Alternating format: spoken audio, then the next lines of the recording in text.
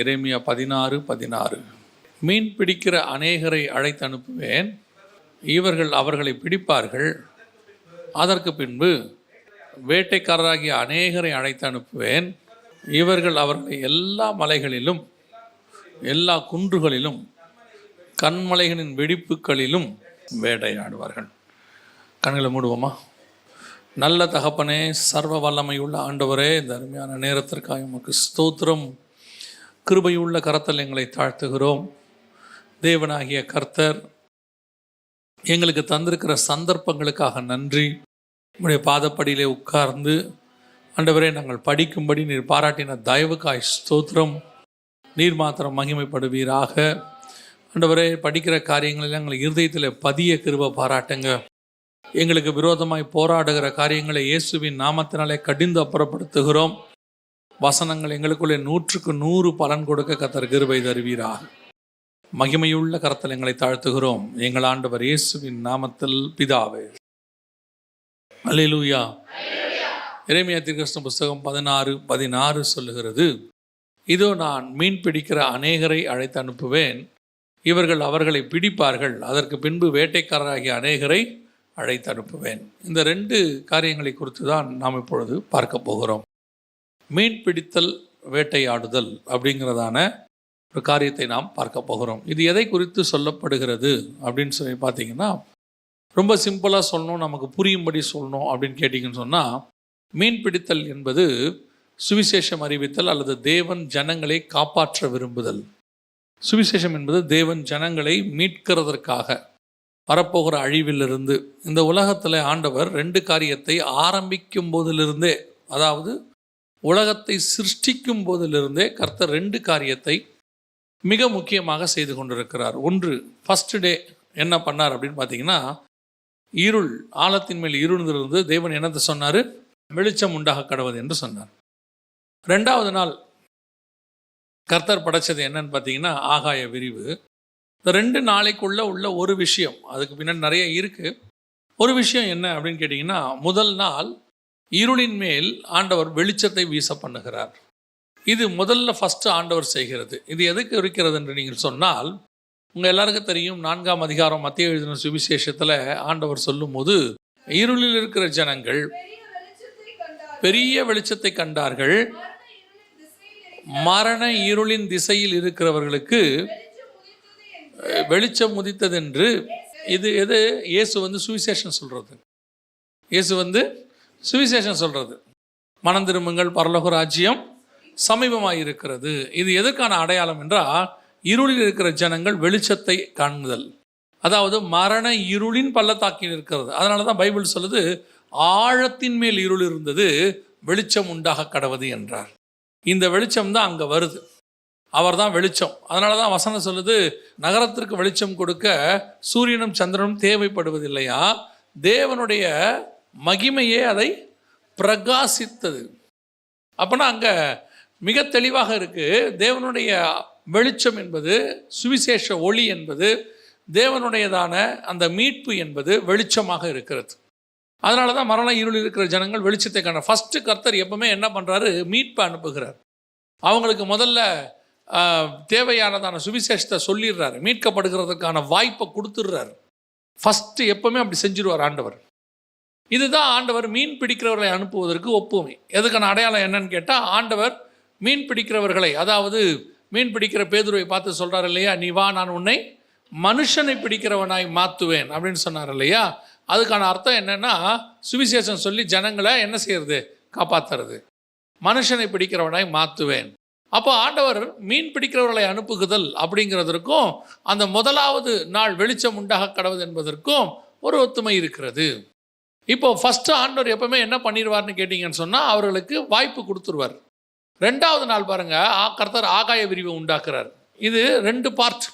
முதல்ல இதை செஞ்சிட்டாரா, 2வது நாள் பூமிக்கு மேலுள்ள தண்ணீர் எல்லாம் ஓரிடத்தில் சேர கடவுது. சேர்ந்த ஜலத்திற்கு கர்த்தர் என்னவென்று பெயரிட்டார்? பின்பு தேவன் ஜலத்தின் மத்தியில் ஆகாய விரிவு உண்டாக கடவது என்றும், அது ஜலத்தினின்று ஜலத்தை பிரிக்க கடவது என்றும் சொன்னார்.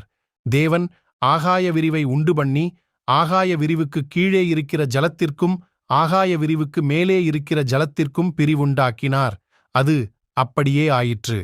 தேவன் ஆகாய விரிவுக்கு வானம் என்று பெயரிட்டார். சாயங்காலமும் விடியற்காலமுமாகி 2ஆம் நாள் ஆயிற்று.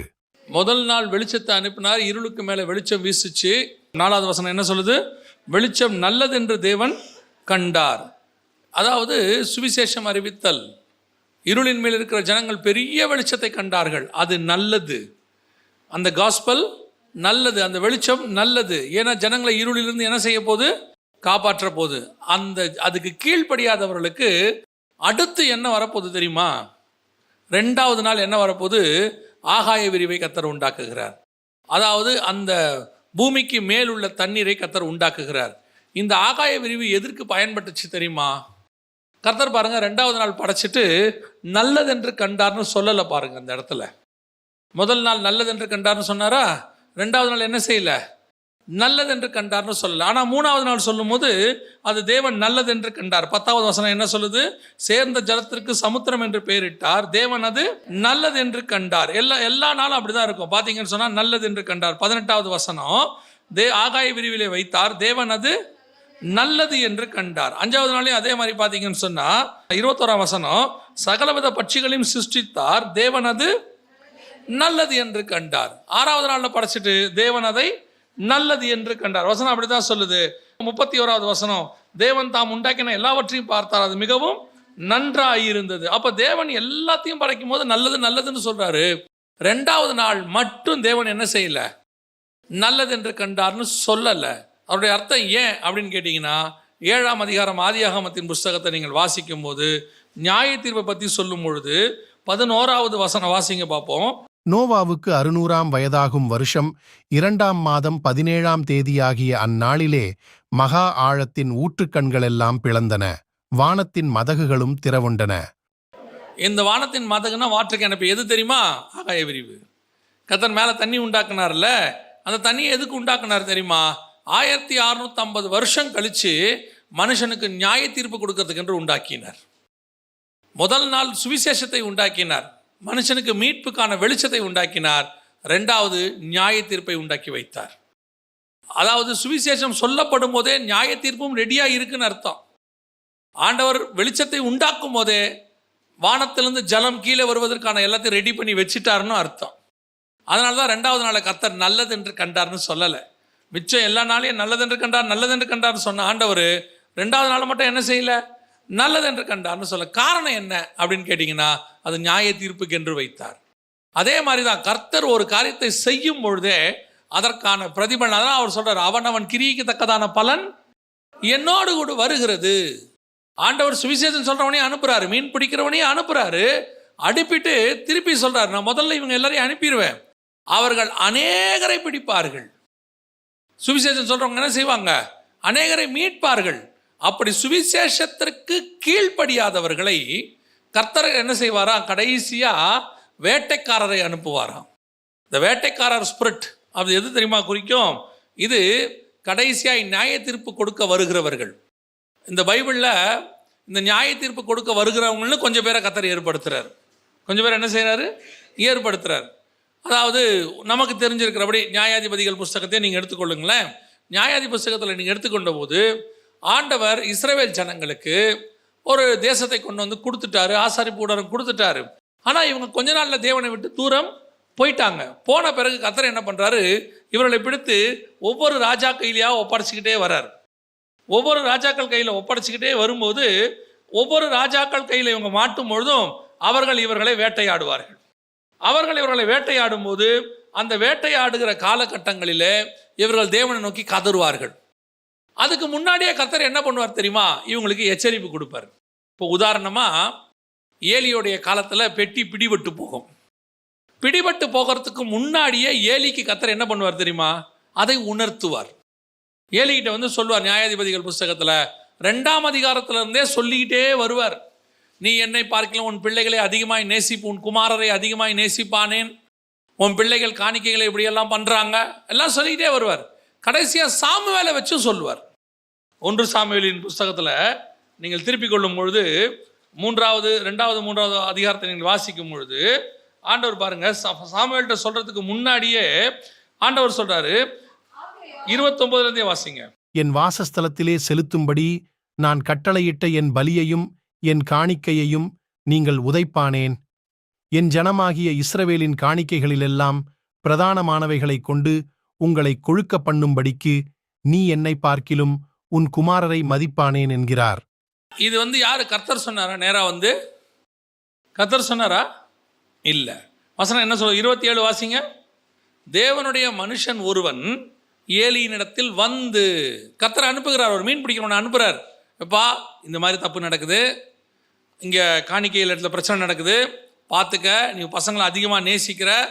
ஆனால் ஏலி அதற்கு என்ன செய்யல? செவி சாய்க்கல. கடைசியாக கர்த்தர் என்ன பண்ணுறாரு தெரியுமா? சாமுவேலை வச்சு சொல்கிறார். சாமுவேலை வச்சு சொல்லும் பொழுது 17வது வசனம், 3:17 வாசிங்க. அப்பொழுது அவன், கர்த்தர் உன்னிடத்தில் சொன்ன காரியம் என்ன? எனக்கு அதை மறைக்க வேண்டாம். அவர் உன்னிடத்தில் சொன்ன சகல காரியத்திலும் யாதொன்றை எனக்கு மறைத்தாயானால் தேவன் உனக்கு அதற்குச் சரியாகவும் அதற்கு அதிகமாகவும் செய்வாராக என்றான். அப்பொழுது சாமுவேல் ஒன்றையும் அவனுக்கு மறைக்காமல் அந்த காரியங்களையெல்லாம் அவனுக்கு அறிவித்தான். அதற்கு அவன், அவர் கர்த்தர், அவர் தமது பார்வைக்கு நலமானதைச் செய்வாராக என்றான். உன் பிள்ளை சாக போறான்னு சொல்றாரு. உன் பிள்ளைகள்லாம் என்ன செய்ய போறாங்க? அவன் பாவம் நிவர்த்தி, அக்கிரமம் ஒருபோதும் நிவர்த்தி ஆவதில்லைன்னு சொல்றாரு. அவனுடைய ஊழியம் இன்னொருத்தன் கையில போகுதுன்னு சொல்றாரு. இவ்வளத்தையும் கேட்டுட்டு அவன் என்ன சொல்றான்? கர்த்தர் நலமானபடி. இதான் மீன் பிடிக்கிறவனை அனுப்பியும் மனம் திரும்பாத ஒரு கூட்டம். கர்த்தர் சொல்லியும் கேட்பாங்க. இன்னைக்கு பல விசுவாசிகளுடைய வாழ்க்கையில ஏன் பிரச்சனை? பல நேரத்தில் ஏன் என்ன காரணம்? கர்த்தர் சபையிலிருந்து எச்சரிப்பு கொடுக்கிறார். கர்த்தர் மீன் பிடிக்கிறவனை அனுப்புகிறார், வார்த்தையை கொடுக்கிறார். ஒரு காரியத்தை செய்ய போறதுக்கு முன்னாடியே சொல்றாரு, வேண்டாம், செய்ய வேணாம், நடக்க வேண்டாம் சொல்றாரு. ஆனா அந்த மீன் பிடிக்கிறவனை அசட்டை பண்ணுதல், அந்த வார்த்தைகளை அசட்டை பண்ணுதல், அதுக்கப்புறம் அவிசுவாசியோடு கூட பிணைக்கிறது. இல்லை வேணாம், ஆண்டவர் சொல்றாரு, நல்லதுக்கு இல்லை, செய்ய வேணாம், ஆனா கேட்கறது இல்லை. அந்த மீன் பிடிக்கிறவன வார்த்தையை அசட்டை பண்ண பிறகு கடைசியா வேட்டைக்காரன் ஒருத்தன் வருவான், அவன் வேட்டையாடுவான். அதுக்கப்புறம் தான் வேட்டைக்காரனுடைய ஆவி வரும். வேட்டைக்காரனுடைய ஆவி என்பது என்ன தெரியுமா? கர்த்தர் நியாய தீர்ப்புக்கு ஒப்பு கொடுத்தல். கர்த்தர் என்ன செய்யறாரு? நியாய தீர்ப்புக்கு ஒப்பு கொடுக்கிறாரு. இப்ப ஏலியின் குடும்பத்தை நியாய தீர்ப்புக்கு ஒப்பு கொடுக்கிறார். ஒரே நாள்ல எல்லா பையலும் செத்து போறான். பிள்ளைகளும் சாக்குறாங்க, ஏலியும் சாக்குறாரு, பெட்டி பிடிபட்டு போகுது. கர்த்தர் மீன் பிடிக்கிறவளை அனுப்பிட்டு காத்து கொண்டு இருக்கிறார். வார்த்தையை சொல்லிட்டு காத்துக்கிட்டு இருக்கிறார். மனம் திரும்புவான், மனம் திரும்புவான், மனம் திரும்புவான். இன்னைக்கு அநேகர் அப்படித்தான் கர்த்தர் சொல்லிட்டு காத்துக்கிட்டு இருக்கிறார். ஆனால் இருக்கிற வேலை, கையில் இருக்கிற பணம், கூட இருக்கிற ஆஸ்தி, சுத்தி இருக்கிற சொந்தக்காரங்க, எனக்கு ஒன்றும் நடக்காது, அதெல்லாம் பார்த்துக்கலாம். கர்த்தர் சொல்றாரு, நான் வேட்டையாடும் போது உன்னை காப்பாற்ற ஒருத்தர் கூட வர முடியாது.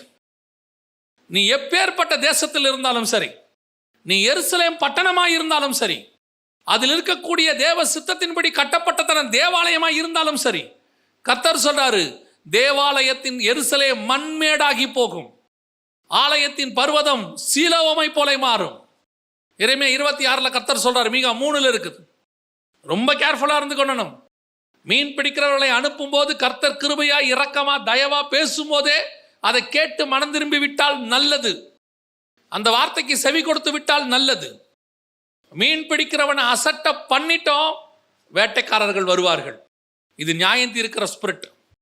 இந்த வேட்டைக்காரனுடைய ஸ்பிரிட் இருக்கு பார்த்தீங்களா, இது எதுக்கு ஒப்புமையாக கர்த்தர் வச்சிருக்கிறார் தெரியுமா? அந்த வேட்டைக்காரனுடைய ஸ்பிரிட் பல நேரத்தில் கர்த்தர் நியாயம் தீர்க்கத்துக்குன்னு கொஞ்சம் பேரை வச்சிருக்கிறார். அதாவது அவர் நியாயம் தீர்க்கத்துக்கு இல்லை, நம்மளை சோதிச்சு இந்த வேட்டைக்காரர்களை அனுப்பி நம்மளை திருத்தறதுக்குன்னு என்ன செய்வார்? கொஞ்சம் பேரை வச்சிருக்கிறார். அதில் ரொம்ப முக்கியமான ஆள் யாருன்னா பிசாசு. இந்த பிசாசுக்கு பேர் என்ன தெரியுமா? சோதனைக்காரன். பிசாசுக்கு பேர் என்ன? சோதனைக்காரன். பல நேரத்தில் என்ன பண்ணுவார் தெரியுமா? நாம் கர்த்தர் சொன்னால், சபையில் சொன்னால் என்ன செய்ய மாட்டோம்? கேட்க மாட்டோம். கர்த்தர் சபையில் சொல்கிற எதையுமே கேட்க மாட்டோம். சொல்கிறதெல்லாம் காதில் ஏறாது. அதுக்கப்புறம் கர்த்தர் பிசாசுக்கு ஒரு அனுமதி கொடுப்பார். எதுக்காக? நம்மளை திருத்துறதுக்காக. இதை நான் சொல்லலை, பைபிளில் இருக்குது. பவுலே சொல்கிறார், அவங்களுக்கு சொல்லியாச்சு, கேட்கல, அவர்கள் ஆத்துமாவை நரகத்துக்கு தப்பு வைக்கும்படி அவர்களை பிசாசின் கையில் ஒப்பு கொடுக்குறேங்கிறார். ஏன் பிசாசுகளை ஒப்பு கொடுத்து அவன் அடிக்கிற அடியில் அல்லது அவன் பண்ணுற சோதனையில் அவர்கள் மனம் திரும்புவதுக்கு என்ன இருக்குது?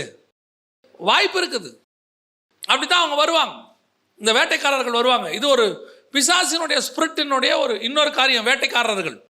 அதே நேரத்தில் இந்த வேட்டைக்காரனுடைய ஸ்பிரிட், பிசாசினுடைய அந்த காரியம் இருக்கு இல்லையா, அது அப்படியே எதுக்கு ஒப்புமையாக இருக்குதுன்னு கேட்டிங்கன்னா, அதன் மூலமாய் ஜனங்களை சங்காரம் பண்ணுதல். பைபிளில் பார்த்தீங்கன்னா இந்த வேட்டைக்காரர்கள்லாம் எடுத்துக்கிட்டிங்கன்னா வரிசையாக தேவ பிள்ளைகளுக்கு அகைன்ஸ்டாக வந்துக்கிட்டே இருப்பாங்க. தேவ பிள்ளைகளுக்கு அகைன்ஸ்டாக கர்த்தர் இவர்களை அனுமதி கொடுக்குறாரு. இவங்க வர்றதுக்கு கர்த்தர் என்ன செய்கிறாரு? அனுமதி கொடுக்குறாரு. இவங்க வராங்க. எப்போ வராங்க தெரியுமா? இவங்க பல நேரத்தில் கர்த்தருக்கு விரோதமாக செயல்படும் போது இப்படிப்பட்டவர்கள் வருவார்கள். இவர்கள் தேவ பிள்ளைகளுக்கு அகைன்ஸ்டாய் வருவார்கள். இப்போது முதல் வேட்டைக்காரன் பைபிளில் யார் அப்படின்னு பார்த்தீங்கன்னா, வேட்டைக்காரன் இல்லை, அவன் பேரே அதுக்கு ஒப்புமையான ஒரு பேர். யாருன்னு பார்த்தீங்கன்னா காயின். காயின் எடுத்துக்கிட்டிங்கன்னா 4ஆம் அதிகாரம் 1ஆம் வசனம், ஆதியாகமத்தின் புஸ்தகம் வாசிங்க பார்ப்போம். ஆதாம் தன் மனைவியாகிய ஏவாளை அறிந்தான். அவள் கர்ப்பவதியாகி காயீனை பெற்று கர்த்தரால் ஒரு மனுஷனை பெற்றேன் என்றாள். இப்போ நல்லா கவனிச்சுக்கொள்ளுங்க. இவனுடைய பேர் காயின் என்பதற்கு என்ன அர்த்தம், ஹீப்ரூவில் என்ன அர்த்தம் அப்படின்னு கேட்டிங்கன்னு சொன்னால், ஈட்டின்னு அர்த்தம். ஸ்பியர், வேட்டையாடுறது, குத்துறது. இவன் தான் முதல் கொலை பண்ணுறவன். அதாவது ஆண்டவர் எசேக்கியேலில் சொல்லும் போது சொல்லுவார் 13ஆம் அதிகாரத்தில், நீங்கள் ஆத்துமாக்களை வேட்டையாடுகிறவர்கள் அப்படின்னு சொல்கிறார். அந்த மாதிரி சில நேரங்களிலே தேவ பிள்ளைகளுக்கு விரோதமாய் இப்படிப்பட்ட வேட்டைக்காரர்கள் வரார்கள். இவர்கள் என்ன செய்வாங்கன்னு கேட்டிங்கன்னு சொன்னால், இந்த ஸ்பிரிட்டு தேவ ஜனங்களை குத்தி தேவ ஜனங்களை வேட்டையாடுறதுக்காக, ஆத்துமாக்களை வேட்டையாடுறதுக்காக வர்றது. எசேக்கியேல் புஸ்தகம் 13ஆம் அதிகாரத்தில் 18வது வசனத்தை வாசிங்க பாப்போம். ஆத்துமாக்களை வேட்டையாடும்படிக்கு சகல கைகளுக்கும் தழுவணைகளை தைத்து அந்தந்த வயதுள்ளவர்களுடைய தலைக்கும் தலையணைகளை உண்டு பண்ணுகிறவர்களுக்கு ஐயோ! நீங்கள் என் ஜனத்தின் ஆத்துமாக்களை வேட்டையாடி அவைகளை உங்களுக்கு உயிரோடே காப்பாற்றுவீர்களோ? இங்க வேட்டையாடுறவங்க கிட்ட பத்தி சொல்றாரு. அவங்க எதை வேட்டையாடுறாங்களாம்? ஆத்துமாக்களை வேட்டையாடுகிறவர்கள். அப்ப ஆதி காலத்திலிருந்து ஆத்துமாக்களை வேட்டையாடக்கூடியவர்கள் இருக்கிறார்கள். அதுல முதலாவது யாருன்னு கேட்டீங்கன்னா காயின். இவனுடைய அனுபவம் என்ன அப்படின்னு கேட்டீங்கன்னு சொன்னா, இவனுடைய பேரே ஈட்டி. காயின் என்பதற்கு என்ன அர்த்தம்? ஈட்டின்னு அர்த்தம். ஸ்பியா, எடுத்து குத்துறது தான் இவனுடைய வேலை, வேட்டையாடுறது தான் வேலை. ஆனால் நல்லா கவனிச்சு பாருங்க, இவன் நிலத்தை பயிரிடுகிறவனாக இருக்கிறான். ஆனால் இவனுக்குள்ள இருக்கிற சுபாவம் என்ன தெரியுமா? கொலை பண்ணுகிற சுபாவம். அவனுக்குள்ள ஒரு பொறாமை வருகிறது. அந்த வசனம் நல்லா அழகா இருக்கும் பாருங்களேன். அப்பொழுது காயினுக்கு மிகவும் எரிச்சல் உண்டாயிற்று, அவன் முகநாடி வேறுபட்டது. இப்போ அவனை அங்கீகரித்து இவனை அங்கீகரிக்கலன்னு சொன்ன உடனே இவனுக்கு என்ன வந்துருச்சு? எரிச்சல் வந்துருச்சு. இது வேட்டைக்காரர்களுடைய சுபாவம். இவர்கள் இந்த வேட்டைக்காரர்கள்லாம் யாரு? உங்களை வேட்டையாட வர்றாங்க, ஸ்பிரிட்டில் வேட்டையாடுற, ஆத்துமாக்களை வேட்டையாடுறவங்க. இவங்க யாருன்னு கேட்டீங்கன்னு சொன்னால், எரிச்சல் உள்ளவர்கள். முதலாவது இவர்கள் எல்லாரும் நமக்கு விரோதமாக வருவாங்க. சில நேரத்தில் ஏன் இவங்களுக்கு நமக்கு விரோதமாக வர்றாங்க, ஏன் நம்ம மேலே எரிச்சலாக இருக்கிறாங்க நமக்கு தெரியாது. இத்தனைக்கும் நம்ம நன்மை தான் செஞ்சுருப்போம், நம்ம செய்யக்கூடியது நன்மையாகத்தான் இருக்கும். நம்மளை பார்த்தா ஒரு எரிச்சல். இதே காரியத்தை நீங்கள் பார்த்தீங்கன்னு சொன்னால், ஆன்டி கிரைஸ்டுடைய ஸ்பிரிட்டுக்கும் கர்த்தர் சேர்த்து சொல்வார். 2 தெசலோனிக்கேயர் 2ஆம் அதிகாரம் 4வது வசனம் வாசிங்க. அவன் எதிர்த்து நிற்கிறவனாயும் தேவன் எண்ணப்படுவதெதுவோ ஆராதிக்கப்படுவதெதுவோ அவை எல்லாவற்றிற்கும் மேலாக தன்னை உயர்த்துகிறவனாயும் தேவனுடைய ஆலயத்தில் தேவன் போல உட்கார்ந்து தன்னைத்தானே தேவன் என்று காண்பிக்கிறவனாயும் இருப்பான். முதல்ல இவங்களுக்கு இருக்கிற சுபாவம் என்ன தெரியுமா? எதிர்த்து நிற்குதல். ஏன் எதிர்த்து நிற்கிறான்? இவனை நம்மளை பார்த்தாலே அந்த ஸ்பிரிட் ஒரு எரிச்சல்.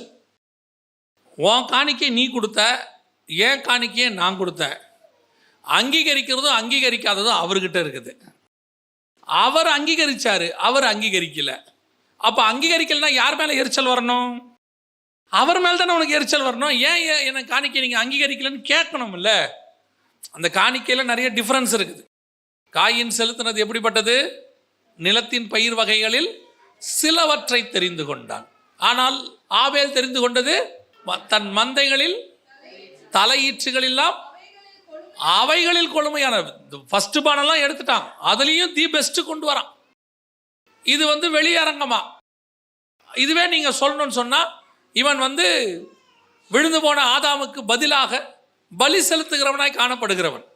இப்போ காயின் ஒரு சந்ததி வருது, அடுத்த ஆதாம் வழியா சேத்து ஒரு சந்ததி வருது. இந்த ரெண்டு சந்ததிக்கு நடுவில் ஒருத்தர் இருக்கிறார். யாரு? ஆபேல். அவர் ரத்தம் சிந்தினான். அதனால தான் பைபிள் சொல்லுது, ஆபேலின் ரத்தம் பேசுவதை பார்க்கிலும் நலமானதை பேசும் ரத்தம். அப்போ இந்த ஆபேலின் ரத்தம் எதுக்கு அடையாளமாக இருக்குதுன்னா, பாவிகளுக்கும் தேவ பிள்ளைகளுக்கும் நடுவில் மத்தியஸ்தராக, தேவனுக்கும் உலகத்திற்கும் நடுவில் மத்தியஸ்தராக, ரத்தம் சிந்துகிறவராக வரப்போகிற கிறிஸ்துவுக்கு. காயின் உலக பிரகாரமான கவர்மெண்ட்டை ஃபார்ம் பண்ணக்கூடியவன், சேர்த்து அந்த சந்ததி தேவனை தொழுது கொள்ளக்கூடிய சந்ததி. இது ரெண்டுத்துக்கும் மத்தியஸ்தராக தான் யார் இருக்கிறது? ஆபேல் இருக்கிறாப்புல, ரத்தம் சிந்துகிறாப்புல. அது அந்த அடிப்படையில் கர்த்தர் பார்க்குறாரு. பார்க்கும் பொழுது காயினுக்கு இது புரியாமல் இருக்கலாம். ஆனால் என்ன வருது? எரிச்சல் வருகிறது. இன்னைக்கு கர்த்தர் உங்களையும் என்னையும் ஏதோ ஒரு நோக்கத்திற்கு ஆசீர்வதிக்கும் பொழுதோ, அல்லது ஏதோ ஒரு காரணத்துக்காக உங்களை உயர்த்தும் பொழுதோ, அல்லது உங்கள் மூலமாய் கர்த்தர் ஏதோ ஒரு காரியத்தை செயல்படுத்தும் போதோ, உங்கள் பக்கத்தில் இருக்கிறவர்களுக்கு, உங்கள் நண்பர்களுக்கு, சொந்தக்காரர்களுக்கு, சக விசுவாசிக்கு, சக ஊழியருக்கு எரிச்சல் வருகிறது என்று சொன்னால், அவனுக்குள் இருப்பது வேட்டையாடுகிற சுபாவம், ஒரு விதமான எரிச்சல். என்னடா இவன் மேலே போயிட்டே இருக்கிறானே, என்ன பண்ணாலும் இவன் மேலே போயிட்டே இருக்கிறானே, இவன் தான் திடீர்னு மேலே வந்துட்டானே, இப்போ தான் இருக்கிற மாதிரி இருந்துச்சு, திடீர்னு ஆள் நல்லா வளர்ந்துட்டானே. நீங்கள் நல்லா பார்த்தீங்களா, இந்த உங்களை பற்றி ரொம்ப குறை பேசுகிறவங்க அத்தனை பேரும் யாரை குறை பேசுவாங்க பாருங்க? நல்லா ஓரளவுக்கு தெரிய வந்தவங்களை பற்றி தான் என்ன செய்வாங்க? குறை பேசுவாங்க. யாருக்குமே தெரியாத, ஊர் பேர் தெரியாத ஒரு யாரோ ஒருத்தர் தப்பு பண்ணாருன்னா அவரை பற்றி அவங்க பேசவே மாட்டாங்க. ஏன் மாட்டாங்க அப்படின்னு கேட்டிங்கன்னா, அவரை பற்றி பேசுனா அவங்களுக்கு எந்த பிரயோஜனம் இல்லை, அவங்க மேலே அவங்களுக்கு என்ன கிடையாது? எரிச்சல் கிடையாது. பலருக்கு சில நேரங்களில் யாராவது ஒருத்தர் அப்படி வரும்போது அவங்கள பார்க்கும்போது அவங்களுக்கு என்ன வந்துடுது? எரிச்சல் வருது. இது வேட்டைக்காரருடைய சுபாவம். உங்கள் ஆத்மாக்களை வேட்டையாடுறது சுபாவம். அது உங்களுக்கு இருக்கக்கூடாத ஒரு சுபாவம். என்ன? எரிச்சல். உங்களுடைய சக விசுவாசி, உங்க சொந்தக்காரங்க அல்லது உங்கள் அக்கா தங்கச்சி, அண்ணன் தம்பியை கர்த்தர் உயர்த்துகிறார் என்றால் உங்களுக்கு சந்தோஷம்தான் வர வேண்டுமே ஒழிய உங்களுக்கு நிச்சயமாக என்ன வரக்கூடாது? எரிச்சல் வரவே கூடாது. நம்முடைய ஆண்டவருடைய சுபாவம் என்னன்னு கேட்டிங்கன்னா, சில நேரங்களில் உங்கள் முகத்தை பார்ப்பார் அவர். நீங்கள் என்ன பண்ணுறீங்கன்னு பார்ப்பார். இப்போ யோபுவோடைய நண்பர்கள் வந்து யோபுக்கு விரோதமாக பேசிட்டாங்க, எல்லாம் பேசி முடிச்சாச்சு.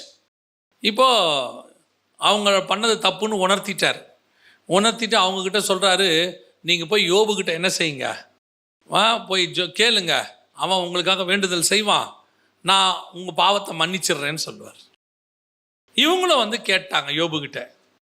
இப்போ வசனம் சொல்லுது அந்த இடத்துல, கர்த்தரோ யோபுவின் முகத்தை பார்த்தார்னு இருக்கு. அந்த வசனம் அப்படி தான் இருக்குது. கர்த்தரோ யோபுவின் முகத்தை பார்த்தார்.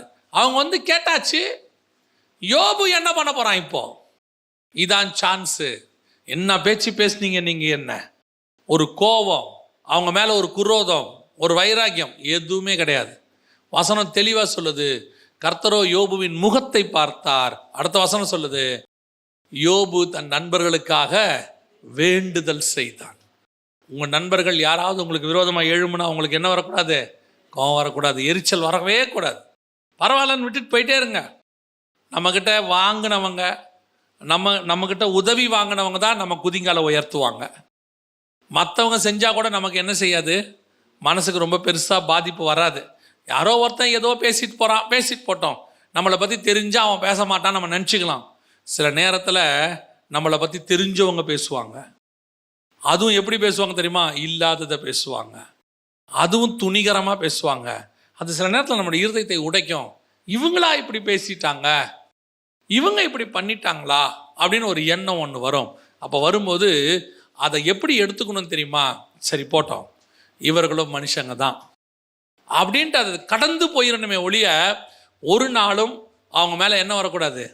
எரிச்சல் வரக்கூடாது. என்னைக்காவது ஒரு நாள் நீ வருவ, நீ மாட்டுவ, அன்னைக்கு உன்னை பார்த்துக்கிறேன்.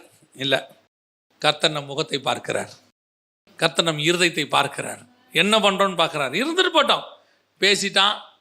நான் எப்போவுமே எனக்கு ஒரு காரியத்தை ஆண்டவர் சொல்லி கொடுத்தது, நிறைய பேர் உங்களை நிறையா பேசியிருக்கிறாங்க. அப்படி பேசினவங்களாம் ஒரு காலகட்டம் கழித்து உண்மையை தெரிஞ்சோ அல்லது ஒரு காலகட்டம் கழிச்சோ வந்துட்டாங்க, வந்து பேசுவாங்க. பேசும்போது கர்த்தர் சொல்வார், நீ அவங்ககிட்ட கோவப்படாத, பழசை ஞாபகப்படுத்தாத. இப்போது பேதுரு வந்து மறுதளிச்சிட்டார். மறுதளித்த உடனே திருப்பி ஆண்டவர் கூப்பிட்றாரு, பேதுருவா வான்னு சொல்லி.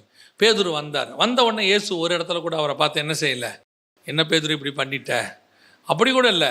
ஒரு ஒரு ஒரு சின்ன சோகமாக, நீ இப்படி செய்வேன் நான் எதிர்பார்க்கல பேதுரு, இல்லை இன்னும் கொஞ்சம், நான் தான் உனக்கு ஏற்கனவே சொன்னனே, கொஞ்சம் கேர்ஃபுல்லாக இருந்திருக்கலாமே.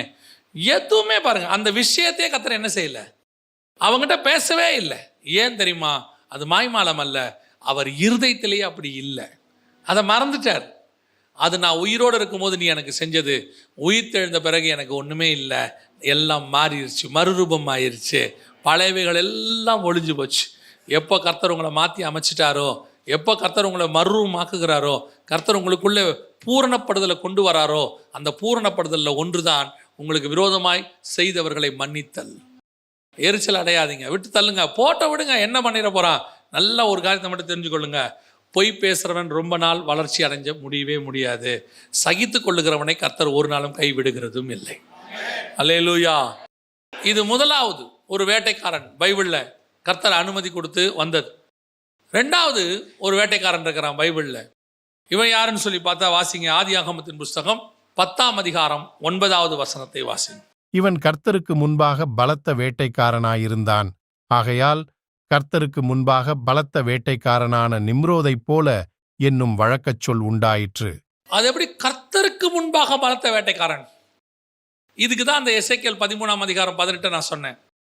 அதாவது பூமியில் இருக்கிறதான மாம்சத்தை வேட்டையாடுறது வேற, மிருகத்தை வேட்டையாடுகிறது வேற, அது ப்ரொஃபஷன், அதை செய்கிறான்.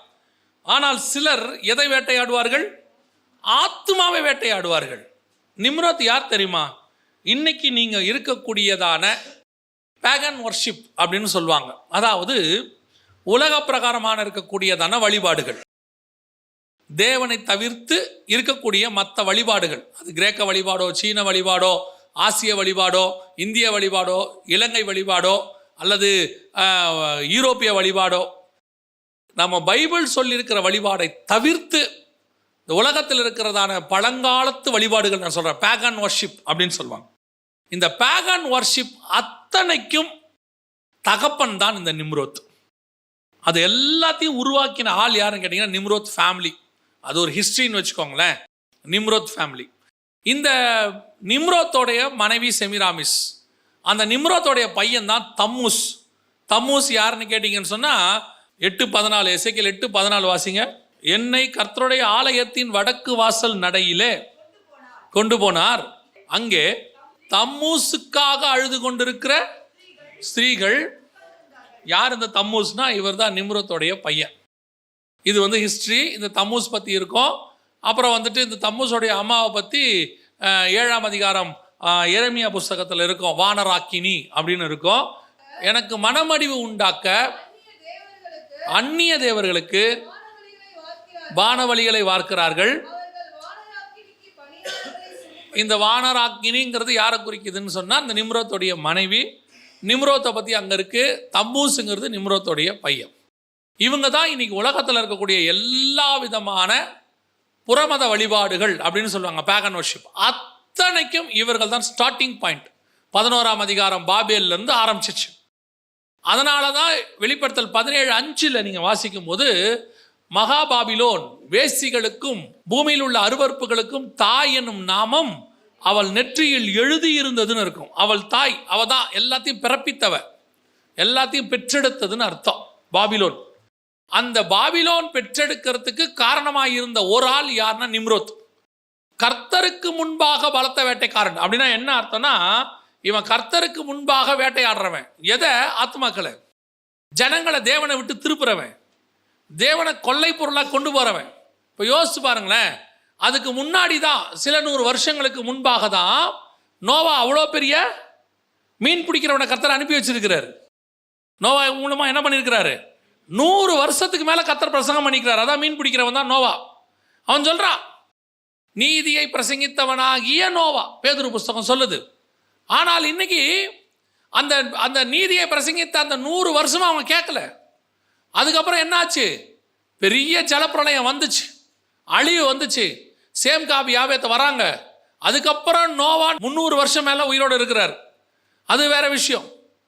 அதுக்கப்புறம் பார்த்தீங்கன்னா இவங்க பரம்புறாங்க, சேம் காம் யாபேத்தெல்லாம் பரம்புறாங்க. அந்த காலகட்டத்தில் தான் நிம்ரோத் இவங்கெல்லாம் வராங்க. கடைசியாக 11ஆம் அதிகாரத்தில் வரும்போது பார்த்தீங்கன்னா இப்போ தான் இவ்வளோ பெரிய ஜலப்பிரளயம் நடந்துச்சு. ஒரு 300 வருஷத்துக்கு முன்னாடி தான் நடந்திருக்குது. ஜனங்கள்லாம் கோடிக்கணக்கில் செத்து போயிருக்கிறாங்க. இப்போ தான் நாம் சமபூமி கிட்ட வந்திருக்கிறோம். இவ்வளவும் நடந்திருக்குது. அப்படியே ஜனங்களை வேட்டையாடுறான். கொஞ்சம் கொஞ்சமாக ஜனங்களை என்ன செய்கிறான்? வேட்டையாடுறான். இவன் யார் தெரியுமா? தேவனை விட்டு ஜனங்களை நரகத்துக்கு நேராக திருப்புகிறவர்கள், சமபூமியில் தேவனுக்கு விரோதமான காரியங்களை செய்கிறவர்கள், கர்த்தருக்கு விரோதமான வழிபாடுகளை கொண்டு வரக்கூடியவர்கள். இது வெளியே நடந்தால் கூட பரவாயில்லை. இன்னைக்கு ஏன்னா அவன் வெளியே நடப்பித்தான் பாபேல்ல. ஆனால் இந்த வேட்டைக்கார ஸ்பிரிட், நிம்ரோத் ஸ்பிரிட் இருக்குல்ல, இந்த பேகன் வர்ஷிப் இன்னைக்கு கிறிஸ்தவத்துக்குள்ள இருக்குது. இதே பேகன் வர்ஷிப் எங்க வந்துருச்சு? கிறிஸ்டியானிட்டிக்குள்ள, கிறிஸ்தவத்துக்குள்ள. இந்த பேகன் வர்ஷிப்பை பிடிச்சிக்கிட்டு அலையிற ஒரு பெரிய கூட்டம் இப்போ நாம சொல்றத ஏற்றுக்கொள்ளாது.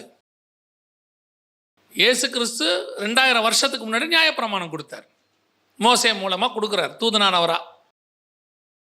நியாயப்பிரமாணத்தை அவங்க என்ன பண்ணிட்டாங்கன்னா அப்படியே எல்லாம் மாடிஃபை பண்ணிட்டாங்க. அவங்க இஷ்டப்படி மாற்றிட்டாங்க. அவங்க இஷ்டப்படி எல்லாத்தையும் மாடிஃபை பண்ணிக்கிட்டாங்க. அதனால தான் அவர் சொல்கிறார், நீங்கள் கொசுவை வடிகட்டி ஒட்டகத்தை விழுங்குகிறீர்கள். நீங்கள் என்ன பண்ணிட்டீங்க? நியாயப்பிரமாணத்தை உங்களுக்கு ஏற்ற மாதிரி சாதகமாக மாற்றிக்கிட்டீங்க. இப்போ என்ன ஆயிடுச்சு தெரியுமா? இயேசு வந்து நியாயப்பிரமாணத்தை சரி பண்ணுறார். நியாயப்பிரமாணத்தை சரி பண்ணுறவரை கல்லெடுத்து அடிக்க வந்துட்டான். புரியுதா உங்களுக்கு? தேவாலயத்துக்குள்ள புறாவிக்கிறது தப்பு, காசுக்காரர் வேலை தப்பு. இயேசு இதை என்ன பண்றாரு? சரி பண்றாரு. ஆனா இவங்க இதை 100 வருஷமா 200 வருஷமா பழக்கம் பண்ணிட்டாங்க. தேவாலயத்தில் பழக்கம் பண்ணியாச்சு. இப்போ அது சரின்னு ஆயிடுச்சு, இயேசு சொல்றது தப்புன்னு ஆயிடுச்சு. இவங்க பழக்க வழக்கத்தில் கொண்டு வந்ததை சபைக்குள்ள வச்சுட்டு சரின்னு ஆக்கிட்டு வசனத்தின்படி வந்ததை தப்புன்ட்டாங்க. வசனமே இயேசுதான், அவரே வந்து சொல்றார் நீங்க பண்றது தப்புன்னு. இன்னைக்கும் அதே நிலைமை தான் பெந்தெகோஸ்தே சபைகள், இன்னைக்கும் அதே நிலைமை தான் ஆவிக்குரிய சபைகள். பேகன் வர்ஷிப்பை கொண்டாண்டான். இப்போ பேகன் வர்ஷிப் இல்ல, சாட்டானிக் வர்ஷிப்பை கொண்டாண்டான். பேகன் வர்ஷிப் ஒரு காலத்தில் இருந்துச்சு, அது ஒரு வகையான சாட்டானிக் வர்ஷிப். இப்போ நடக்குது பாருங்க இந்த 2023ல, இது சாட்டானிக் வர்ஷிப்பே சபைக்குள்ள. இது முழுக்க முழுக்க. இப்போ நீங்க சொல்லுங்க, உங்களை திட்டுவான், உங்களை கல்லெறிய கல்லெடுத்துப்பான், உங்களை போட்டு கிளி கிளின்னு கிழிப்பான். அவனுக்கு என்ன தெரியுமா? இன்னைக்கு உள்ள இந்த சரீரத்துக்கு ஏற்ற ஆட்டமோ சரீரத்துக்கு ஏற்ற பாரம்பரியமோ அவனுக்கு தேவை. அவன் சொல்லுவான் 300 வருஷம் 400 வருஷமா இருக்கே, அதென்ன நீங்க போய் தப்புன்னு சொல்றீங்க? 300 வருஷம் 400 வருஷம் இல்ல, 2000 வருஷமா இருந்தது இயேசு தப்புன்னு சொன்னார். வசனம் தெளிவா சொல்லுது, நான் இன்னும் மனுஷனை பிரியப்படுத்துகிறவனா இருந்தால் தேவனுக்கு ஊழியக்காரன் அல்லவே. தேவ ஊழியக்காரனோட வேலை என்ன? ஜனங்களை சூப்பரா பண்றீங்க, அருமையா பண்றீங்க, நல்லா முடிவாரி இருக்கீங்க, நல்லா சட்டை போட்டிருக்கீங்க, nice shirt, super coat, best shoe. இதை சொல்றதுக்கு தான் பாஸ்டரா? இதை சொல்றதுக்கு தான் ஒரு பைபிள் டீச்சரா? இதை சொல்ல வேண்டிய அவசியம் இல்லை. எதை சொல்லணும்? ஒரு பையனை பார்த்து சொல்லணுமா? அங்க இருக்கு தடுக்கி விழுந்துருவ சொல்லணுமா இல்லையா? அதை சொல்றதுக்கு தான் நாம இருக்கிறோம். தவறு செய்யும் போது அதை உணர்த்துவதற்கும் கண்டிக்கிறதுக்கும் தான் சபை. எப்போ பார்த்தாலும் என்ன தப்பு போட்டாலும் தடவி கொடுக்கறதுக்கு எதுக்கு சபை? அதை தான் பிசாசு செஞ்சுட்டு போயிடுவானே. நீங்க என்ன தப்பு பண்ணாலும் தடவி கொடுக்கறதுக்கு தான் பிசாசு இருக்கிறானே. பாவிய மனம் திரும்ப பண்ற இடம் தான் சபை இல்லையா? இப்போ என்ன சொல்லணும், ஒரு துணி துவைக்கிற லாண்ட்ரிக்கு நம்ம சட்டையை போடுறோம். சட்டையை போட்ட உடனே அந்த லாண்ட்ரிக்கார் என்ன நினைக்கணும் தெரியுமா? துவைக்கிறவர், இந்த சட்டை பாவம் அவரே 3 நாள் போட்டிருக்காரு, அது எவ்வளோ கஷ்டப்பட்டு வேலை பார்த்துருக்கு, வெயிலில் போட்டிருப்பார் போல, சாயம் போயிருக்கு, அப்புறம் பாவம் காலர்லாம் அழுக்காக இருக்குது, இதை நான் வேற அடித்து, நான் வேற புழிஞ்சு, நான் வேற சோப்பெல்லாம் போட்டு கசக்கி புழிஞ்சு, அப்புறம் நான் வேற வெயிலில் காய வச்சு என்ன செய்யலாம்? பேசாமல் அந்த சட்டையை அழுங்காமல் குலுங்காமல், ஐயா உங்கள் சட்டை உங்ககிட்டயே போதுமான பாடு சந்திச்சிருச்சு, எங்கிட்ட ஏன் வந்துச்சு தெரியுமா? அதை 4 பட்டன் மாட்டி முன்னாடி பின்னாடி மடித்து ஒரு பிரச்சனையும் பண்ணாமல் வந்த வண்ணமாகவே திரும்பி அனுப்பிட்டேன் அப்படின்னா அந்த கொடுத்த எஜமான் என்ன சொல்லுவார்? சட்டையை கொடுத்தவர் அவர் என்ன சொல்லுவார்? எதுக்கு உங்கள்கிட்ட கொடுத்தேன்? உங்கள்கிட்ட நான் எதுக்கு கொடுத்தேன்? அடித்து வெளுத்து துவைச்சி கொடுக்கறதுக்கு தான் உங்கள் கையில் கொடுத்தேன். சட்டையை பாவம் பார்க்குறது நான் பார்த்துக்கிறேன். அது சாயம் போகுமா போகாதான்ற கவலை என்னது, கிளியுமா கிளியாதாங்கிற கவலை என்னது. உங்கள் வேலை அதில் இருக்கிற அழுக்கை எடுத்து கொடுப்பது. அவ்வளோதான் உங்கள் வேலை. அதுக்கு தானே உங்கள் கடையில் கொண்டு வந்து போட்டோம் நாங்கள். நீங்கள் திருப்பி கொண்டு போது எங்களை க்ளீன் பண்ணி சுத்தமாக்கி அதில் அயன் பண்ணி பரிசுத்தாவின் அபிஷேகத்தை போட்டு எங்கிட்ட கொடுத்துருங்க. நான் திருப்பி சுத்தமுள்ளவனாய் மாறி மாற்றுக்கிறேன். சபை அதுக்கான வேலையை செய்யணும். இன்னைக்கு சபை எந்த இடத்துல இருக்குது? எல்லாருமே இங்கே குறைவுள்ளவர்கள். இயேசு கிறிஸ்து ஒருத்தர் தான் குறைவில்லாதவர்.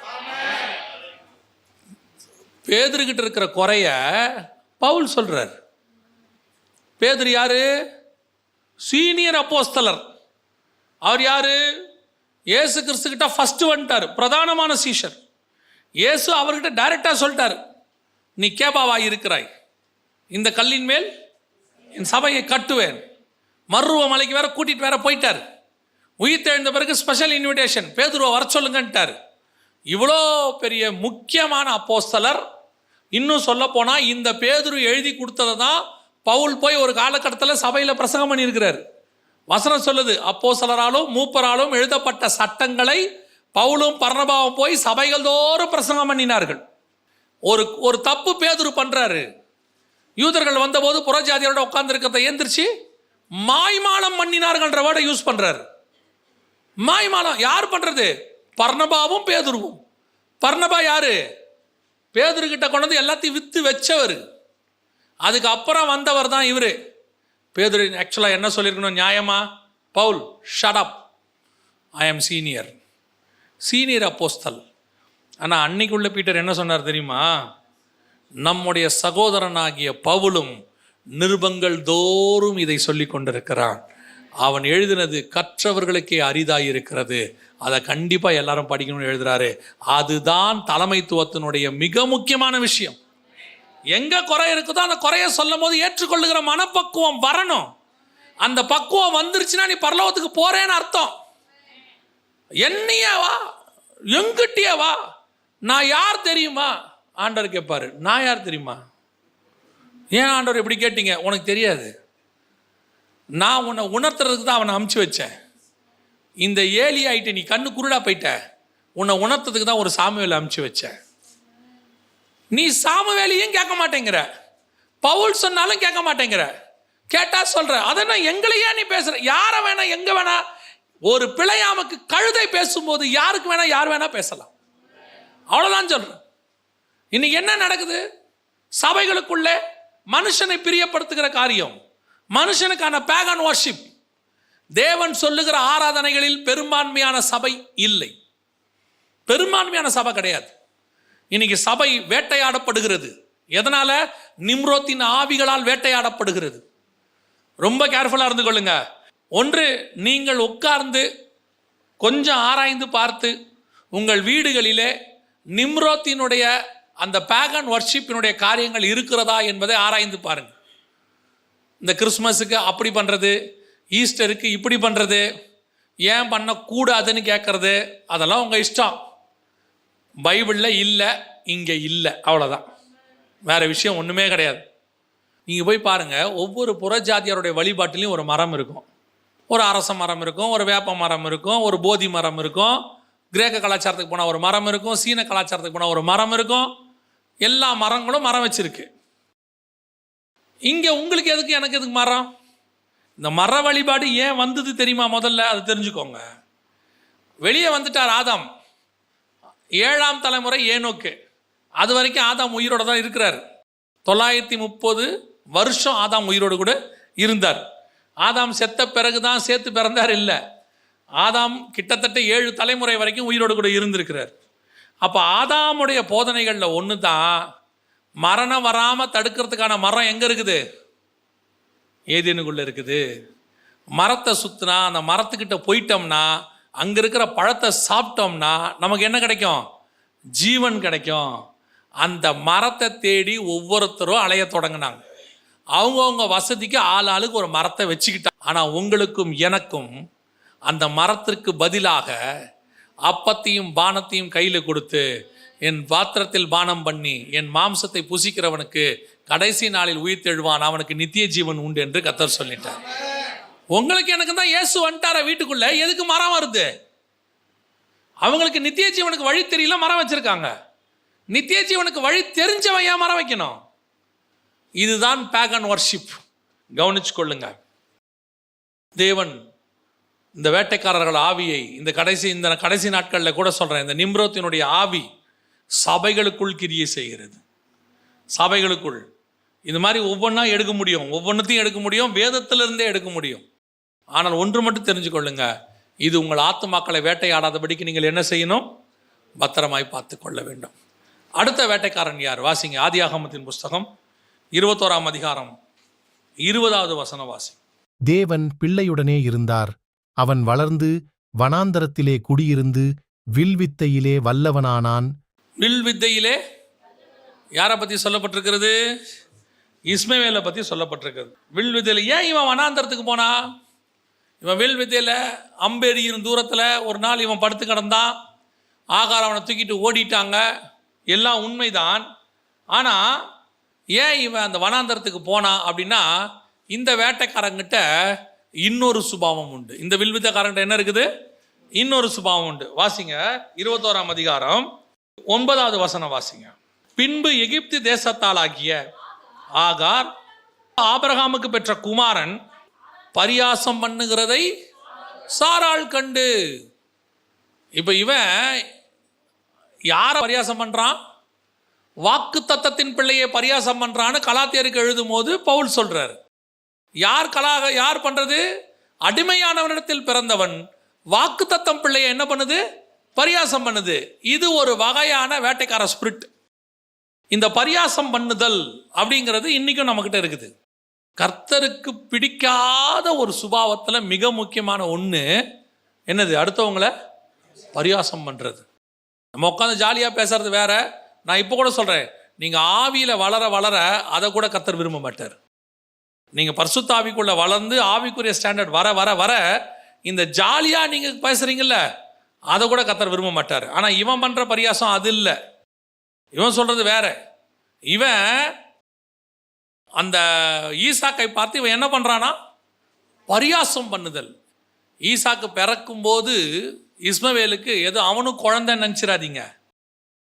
டீன் ஏஜ் 13 வயசு. இது வசனம் என்ன சொல்லுது பாருங்களேன். அதுக்கு முந்தின வசனத்தை வாசிங்க. பிள்ளை வளர்ந்து பால் மறந்தது. ஈசாக்கு பால் மறந்த நாளிலே ஆபிரகாம் பெரிய விருந்து பண்ணினான். அப்பன்னா ஏறக்குறைய ஒரு 3 வருஷத்துக்கு அப்புறம்தான். அப்படின்னா பாருங்க, பால் மறந்த நாளிலே ஏறக்குறைய ஒரு 2-3 வருஷம் கழிச்சு, இல்லை ஒரு 4-5 வருஷம் கழிச்சு. அப்போ கணக்கு பார்த்தீங்கன்னா இஸ்மவேலுக்கு குறைஞ்சபட்சம் 15-16 வயசுக்கு மேலே. இவன் யாரை பரியாசம் பண்ணுறான்? ஈசாக்கை பரியாசம் பண்ணுறான். அவன் என்ன சொல்லி பரியாசம் பண்ண நாங்கள் இல்லை. ஆனால் அடிமையானவிடத்தில் இருக்கிறவன் வாக்கு தத்தத்தின் பிள்ளையை என்ன பண்ணுறானாமா? பரியாசம் பண்ணான்னு சொல்லி கலாத்தியருக்கு அவர் எழுதுகிறார். இன்றைக்கி நம்மளை எதுக்கு பரியாசம் பண்ணுறான்? ஏன் பண்ணுறான்? இன்றைக்கி நம்மளை பார்த்து இது ஒரு வேட்டைக்கார ஸ்பிரிட். இது வசனம் சொல்லுது, வில்வித்தையில் வல்லவனாக இருக்கிறவன், ஆனால் இவன் எப்படிப்பட்டவனாக இருந்தானா? பரியாசம் பண்ணுகிறவனாக இருந்தான். இன்றைக்கி நம்மளை பார்த்து ஒரு குரூப் பரியாசம் பண்ணிக்கிட்டே இருக்கோம். நீங்கள் என்ன பண்ணாலும் பரியாசம் பண்ணோம். யோசிச்சு பாருங்கள், இந்த இஸ்மவேலுக்கு எவ்வளோ பெரிய தகுதியை சாரால் உண்டாக்கி கொடுத்தாங்க இல்லையா? எவ்வளோ பெரிய தகுதியை சாரால் உண்டாக்கி கொடுக்குறாங்க. நியாயப்பிரமாணத்தின்படி, அப்போ நியாயப்பிரமாணமே கிடையாது. நியாயப்பிரமாணத்துக்கு முன்னாடி உள்ள காலம் இன்னும் மோசம். அன்றைக்கெல்லாம் ஆட்களை அடிமையாய் கொள்கிற காலத்தில் அடிமையானவனுக்கு பிறந்தவனும் யார் தான்? அடிமை தான். அடிமையானவனுக்கு பிறந்தவனும் அவங்க அடிமையாகவே இருப்பாங்க. அன்னைக்கு உள்ள சட்டத்தின்படி, அன்னைக்கு உள்ள காலகட்டத்தில் சொல்கிறேன், இன்னைக்கு வேற. அப்படி இருக்கக்கூடிய ஒரு பிள்ளைய சுதந்திரவாளியாக எடுக்கணும்னு அந்த அம்மா விரும்புச்சு. எவ்வளோ பெரிய விஷயம் பாருங்க. அவங்க அம்மா எப்படிப்பட்டவங்க தெரியுமா? ஆகாரு அடிமையானவளுக்கு பிள்ளை பெற்று கொடுக்கணும்னா கொடுத்துட்டு போயிடணும். இப்போ ரூத்து வராங்க, பிள்ளைய பெருக்கிறாங்க, யாருக்கிட்ட கொடுக்குறாங்க? நகோமி கையில் கொடுத்துட்டாங்க. அதுக்கப்புறம் ரூத்து பேரே இல்லை. ஒரு மருமகள் மாமியாருக்கு செய்தது. ஆனால் இங்கே அடிமை. இவளுக்கு பிள்ளை பிறக்க சொல்லி கொடுத்தா இன்னைக்கும் அந்த கிழமை இருக்கு. அடிமைன்னு கிடையாது, வாடகை தாயின்லாம் வச்சுருக்கிறாங்க. அவங்களுக்கு சில காசு கொடுப்பாங்க, எல்லாம் பண்ணுவாங்க. அதில் சட்டம் இருக்குது. அதுக்கப்புறம் அவங்க என்ன பண்ண முடியாது, பிள்ளைகிட்ட உரிமை கொண்டாட முடியாது. இன்னைக்கு சொல்கிறேன், இன்னைக்கு உள்ள வாடகை தாய் மெத்தடில் சொல்கிறேன். அன்னைக்கு வேற மாதிரி பிள்ளை பெற்று கொடுக்கறதுக்கு அடிமைக்கு அந்த வாய்ப்பை அந்த அம்மா கொடுக்குறாங்க. ஆனால் அவள் என்ன பண்ணாலும் அற்பமாக எண்ணினாள். அம்மா அற்பமாக எண்ணா பிள்ளை எப்படிப்பட்டவனா இருந்தான், பரியாசம் பண்ணுகிறவனா இருந்தான், தாய் போல பிள்ளை. இதுதான் இன்னைக்கு நாம பல நேரங்களில் வாக்குத்தத்தத்தின் பிள்ளைகளாக இருந்தாலும் நம்மகிட்ட இருந்துகிட்டே நம்மளை பரியாசம் பண்ணுகிற ஒரு குரூப் இருக்குது. கர்த்தர் அவர்களுக்கும் வாக்குத்தத்தம் பண்ணி இருக்கிறார். ஆனால் உட்காந்துக்கிட்டு நம்மளை என்ன பண்ணிக்கிட்டு இருப்பான், பரியாசம் பண்ணிக்கிட்டு இருப்பான். இது சில நேரங்களில் நம்ம ஆத்துமாக்களை என்ன செய்யும், வேட்டையாடும். இந்த பரியாசத்தில் நொந்து போகிறவங்களாம் இருக்கிறாங்க, இந்த பரியாசத்தில் சோர்ந்து போகிறவங்க இருக்காங்க. ஒரு முறை ஒரு மூத்த ஊழியக்காரர், வயதானவங்க, 70 வயசு, அவர்களை அவங்க வயசில் பாதி கூட இல்லாதவங்க, அவங்க ஊழிய அனுபவம் கூட இல்லாதவங்க, அவங்க பண்ண தியாகத்தை எதுவுமே தெரியாத ஒன்று சிலர் இருக்காங்க. இன்னைக்கு அவங்கள பற்றி ஒரு வீடியோ தரக்குறைவா அவங்கள பற்றி போட்டாங்க.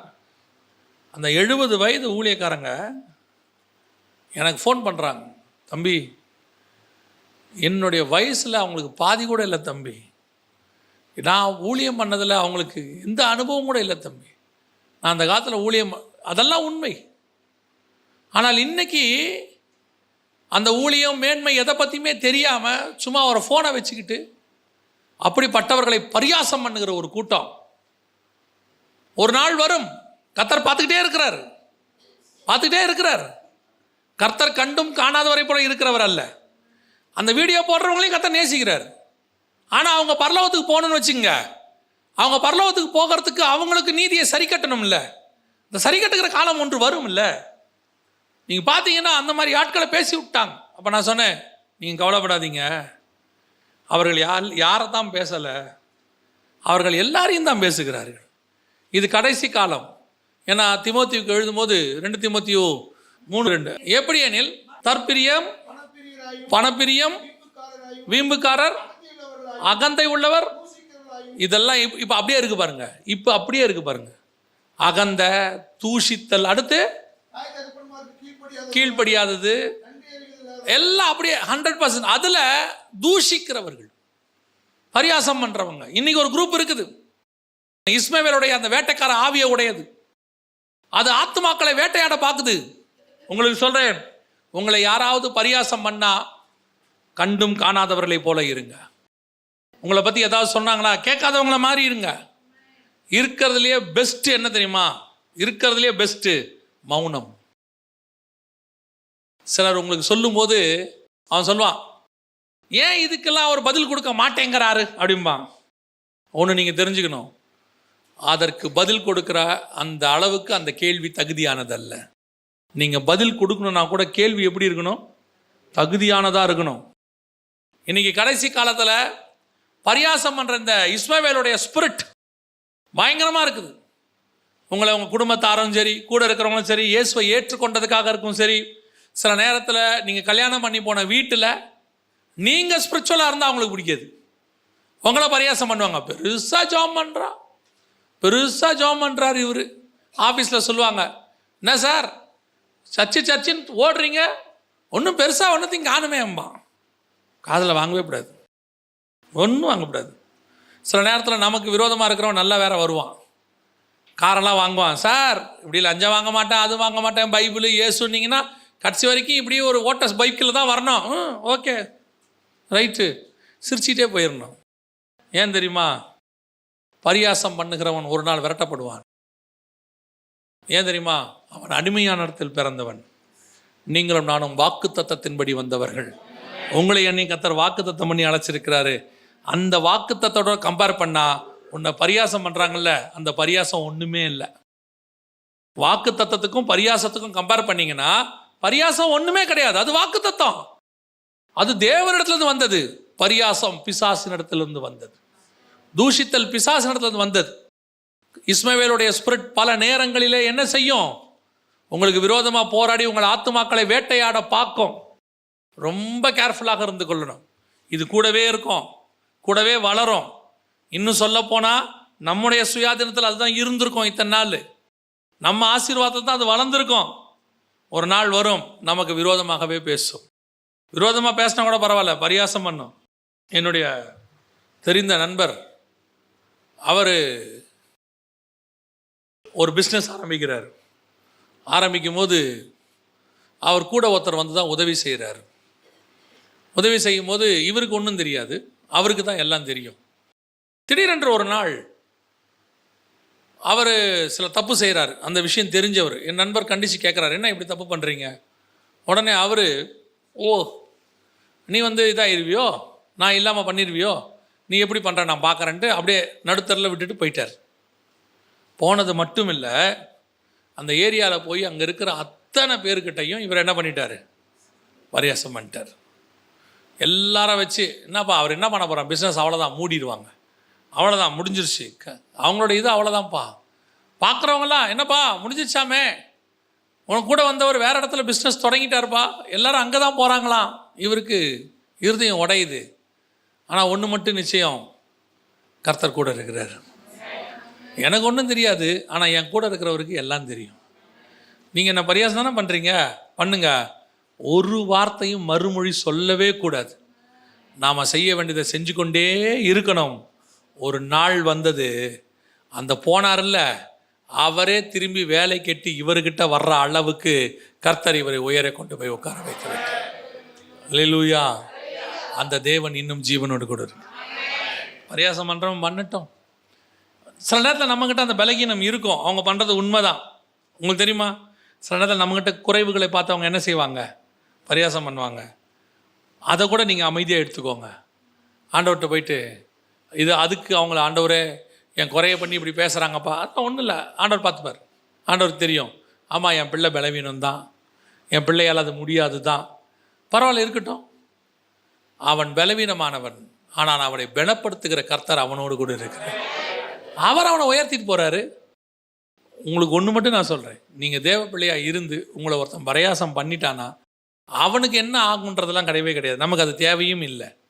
ஒன்று மட்டும் நிச்சயம், அவன் கண்களுக்கு முன்பாக உங்களை உயர்த்தாமல் கர்த்தர் விடவே மாட்டார். அல்லேலூயா. இந்த பரியாசம் பண்ணுறது இன்னொரு வேட்டைக்கார ஸ்பிரிட்.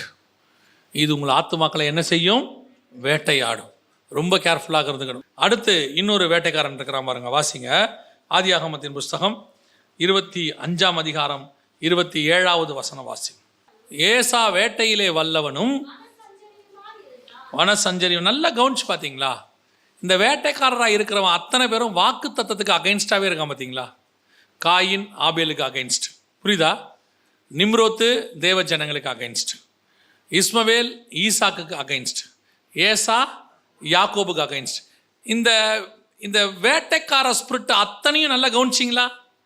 இது எதுவுமே தேவனோடு இல்லை, அகைன்ஸ்ட் காட். தேவ பிள்ளைகளுக்கு அகைன்ஸ்டாக இருக்கும். ஏசா இத்தனைக்கும் 2 பேரும் ஒரே வயதில் ஒரே நேரத்தில் தான் பிறக்கிறாங்க. இவன் முன்னாடி வரான், அவன் பின்னாடி வரான், அவ்வளோதான் விஷயம். அவன் இத்தனைக்கும் காலை பிடிச்சிக்கிட்டே வெளியே வந்துட்டான், குதிங்காலை பிடிச்சிக்கிட்டே வந்துட்டான். ஆனால் இந்த ஏசா வேட்டைக்காரனாக இருந்தால் இவனுக்குள்ளே இருக்கக்கூடியது என்ன தெரியுமா? அந்த நேரத்தில் அவன் நினைக்கிற விஷயம் நடக்கணும், அவ்வளோதான். அந்த நேரத்தில் அவன் நினைக்கிற விஷயம் நடக்கணும். நேராக வரான், அவன் வந்து பசி வருது, வந்த உடனே என்ன பண்ணுறான்?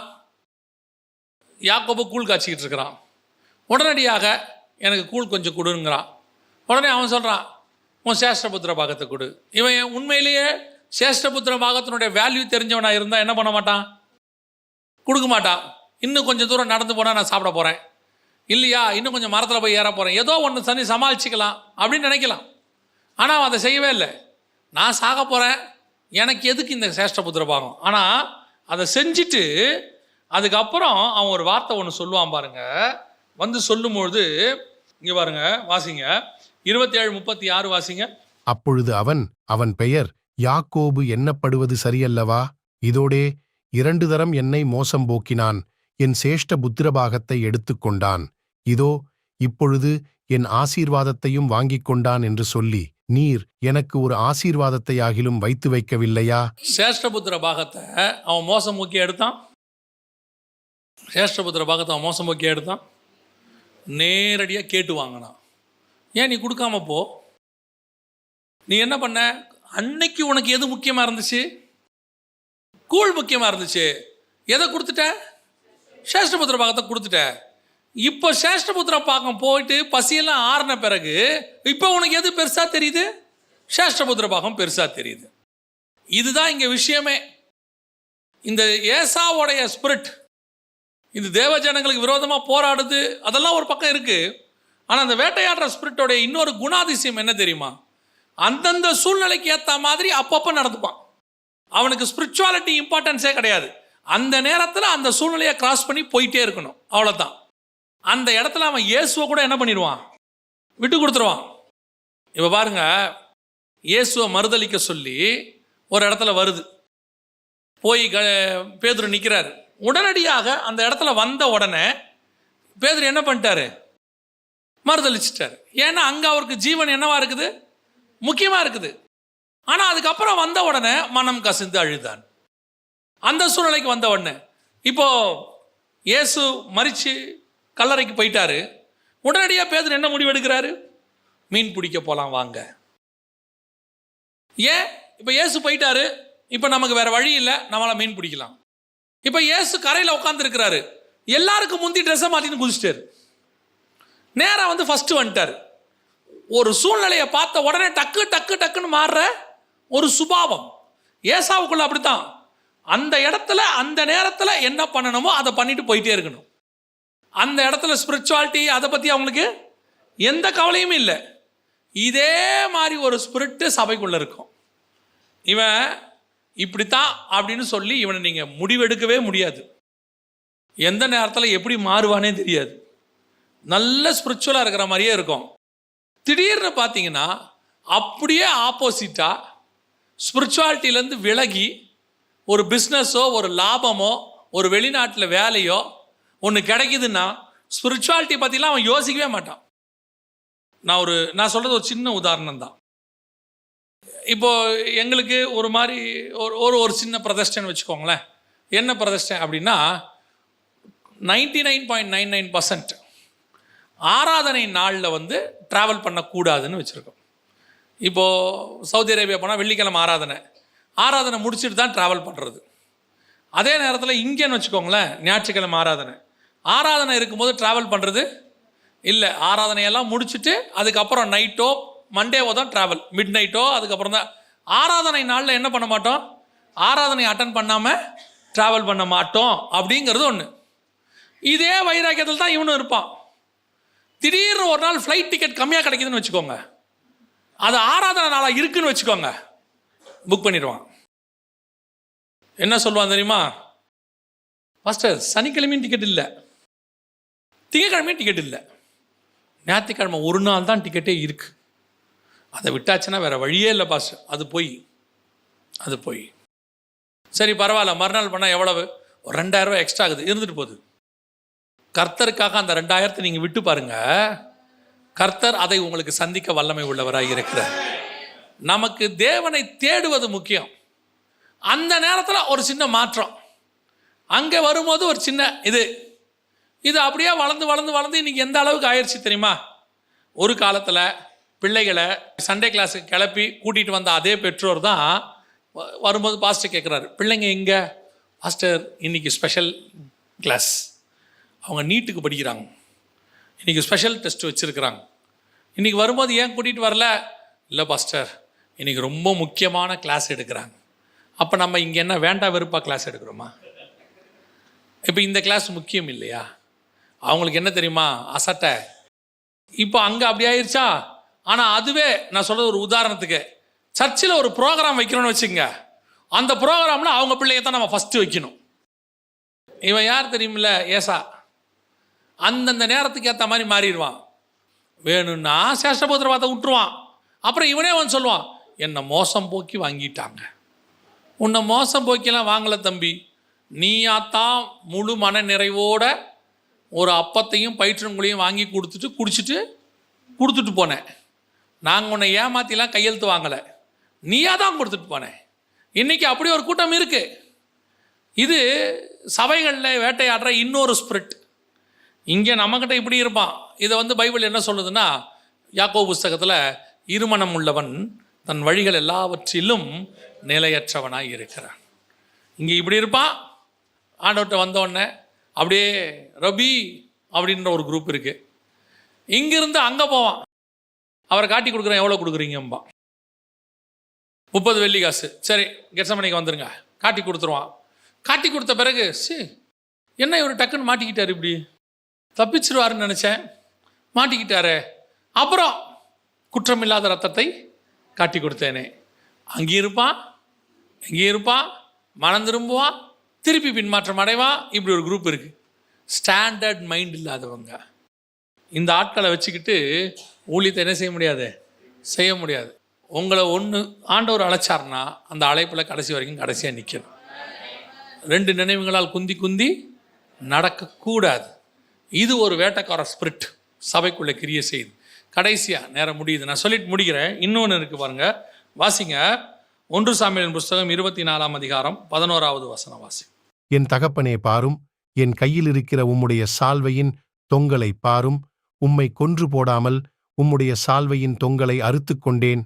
என் கையிலே பொல்லாப்பும் துரோகமும் இல்லை என்றும் உமக்கு நான் குற்றம் செய்யவில்லை என்றும் அறிந்து கொள்ளும். நீரோ என் பிராணனை வாங்க அதை வேட்டையாடுகிறீர். நீரோ என் பிராணனை வாங்க அதை, ஆமாம், அடுத்து ஆத்மா வேட்டையாடுற இன்னொரு ஆள் பைபிளில் யாருன்னு கேட்டிங்கன்னா சவுல். இன்னொரு வசனம் கூட வாசிங்க, 26ஆம் அதிகாரம், அதிலே 1 சாமுவேல் 26:20 வாசிங்க. இப்பொழுதும் கர்த்தருடைய சமூகத்தில் என் இரத்தம் தரையில் விழாதிருப்பதாக. மலைகளில் ஒரு கௌதாரியை வேட்டையாடுகிறது போல இஸ்ரவேலின் ராஜா ஒரு தெள்ளுப்பூச்சியை தேட வந்தாரோ என்றான். அதாவது சவுல் ராஜாவாக இருக்கிறான், ஆனால் உள்ளுக்குள்ள என்ன ஸ்பிரிட் இருக்குது? ஆத்மாவை வேட்டையாடுகிற ஸ்பிரிட். அந்த 24:11 சொல்றான், என் ஆத்மாவை நீர் என்ன செய்ய வருகிறீர்? வேட்டையாட வருகிறீர். எதனால இந்த சூழ்நிலை? ஏன் சவுலுக்கு தாவீதை பிடிக்காதா? பிடிக்கும், நல்லா பிடிக்கும். ஒரு காலகட்டத்தில் அவரே தான் கூப்பிட்டு அரண்மனையில் வச்சுக்கிட்டு இசை வாசிக்க சொல்லி எல்லாம் செஞ்சார், எல்லாம் ஓகே தான். எங்கே பிரச்சனை வருது தெரியுமா? எங்கே என்னை விட ஒரு படி அவன் மேலே போகிறான்னு தெரிஞ்சிச்சோ அங்கே தான் பிரச்சனை வருது. அவன் சொல்கிறாரு, சவுல் கொண்டது 1000, தாவீது கொண்டது 10000. இந்த ஸ்டேட்மெண்ட்டு தான் சவுல் வேட்டையாடுறதுக்கு காரணம். இதை கேட்ட உடனே சவுலுக்கு என்ன வந்துருச்சு தெரியுமா? தாவீதின் மேலே பொறாமை கொண்டு. தாவீது மேலே என்ன வந்துருச்சு? பொறாமை வந்துருச்சு. இப்போ இந்த வேட்டைக்கார ஸ்பிரிட்டுடைய இன்னொரு சுபாவம் பொறாமை. நம்மளை யாராவது நம்ம கூட இருக்கிறவன், என்ன பெரிய ஆச்சரியம் பாருங்களேன், எனக்கு ஒரு புரியாத ஒரு விஷயம் இது. நம்ம கூட இருக்கிற ஒருத்தன் மேலே வந்தால் நமக்கு சந்தோஷமா இல்லையா? இப்போ பாருங்க, சச்சின் டெண்டுல்கருடைய ட்ரெயினர் இருக்கிறார், அவருடைய கோச்சுன்னு சொல்லுவாங்க, இருக்கிறார். அவர் டெண்டுல்கருக்கு கோச் கொடுத்தாரு. கோச்சிங் கொடுத்து டெண்டுல்கர் வேர்ல்டு ரெக்கார்ட் படைச்சிட்டார். இப்போ அவர் கோச்சுக்கு அதில் பெருமையா துக்கமா? பெருமை தானே. நான் கோச்சிங் கொடுத்த ஒரு ஆள் இன்னைக்கு வேர்ல்டு ரெக்கார்ட் படைக்கிறான், பெருமை தானே. ஒரு டீச்சர் பாடம் நடத்துகிறாங்க, அந்த பையன் படித்து அதில் ஒரு பையன் அப்துல் கலாம் ஆகிட்டார், அதில் ஒரு பையன் சயின்டிஸ்ட் ஆகிட்டார், அதில் ஒரு பையன் பெரிய இன்ஜினியர் ஆகிட்டார். அந்த டீச்சர் எப்படி சொல்லுவாங்க தெரியுமா? அதை பெருமையாக சொல்லுவாங்க. இந்த அப்துல் கலாம் இல்லை, அவருக்கு நான் தான் டீச்சர். இந்த ஒரு இன்ஜினியர் இருக்கார்ல, அது நான் அவருக்கு டீச்சராக இருந்தேன். ஏன் ஸ்கூல் நம்ம சண்டே கிளாஸில் பாருங்களேன், அவங்ககிட்ட சண்டே கிளாஸ் படித்த ஒரு பையன் ஊழியக்காரன் ஆகிட்டான்னா அந்த சண்டே கிளாஸ் டீச்சர் சந்தோஷமாக சொல்லுவாங்க, எங்கிட்ட படித்த பையன் ஒருத்தன் என்ன ஆகிட்டான்? ஊழியக்காரன் ஆகிட்டான். ஆனால் சில நேரங்களில் சிலருக்கு தான் கூட இருக்கிறவன் கொஞ்சம் மேலே வந்துட்டானா, தங்கிட்ட ஊழியத்தில் வளர்ந்தவன் தான் மேலே வந்தா ஏன் பொறாமை வருது?